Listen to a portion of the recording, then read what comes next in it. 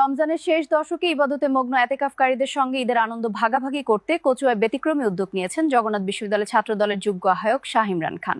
তার ব্যক্তিগত উদ্যোগে কচুয়া পৌরসভার ৩ নং ওয়ার্ডের 10টি মসজিদে অবস্থানরত 23 জন এতেকাফকারী ও 2 জন প্রতিবন্ধীর মাঝে ঈদ শুভেচ্ছা উপহার বিতরণ করা হয়েছে। বিস্তারিত দেখুন ডেস্ক রিপোর্টে।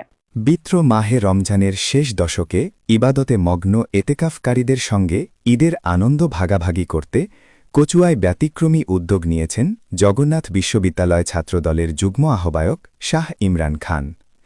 তার ব্যক্তিগত উদ্যোগে কচুয়া পৌরসভার ৩ নং ওয়ার্ডের 10টি মসজিদে অবস্থানরত 23 জন এতেকাফকারী ও 2 জন প্রতিবন্ধীর মাঝে ঈদ শুভেচ্ছা উপহার বিতরণ করা হয়েছে।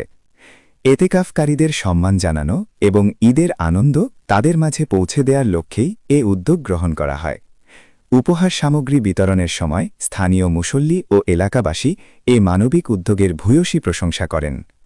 এ সময় উপস্থিত ছিলেন কচুয়া উপজেলা স্বেচ্ছাসেবক দলের নেতা মোহাম্মদ ফয়সাল চৌধুরী, কচুয়া পৌরসভা স্বেচ্ছাসেবক দলের সিনিয়র সহসভাপতি মোহাম্মদ রিপন মিয়া, শিপন হোসেন, সোহাগ, আলম, মামুন সহ অন্যান্য নেতাকর্মী।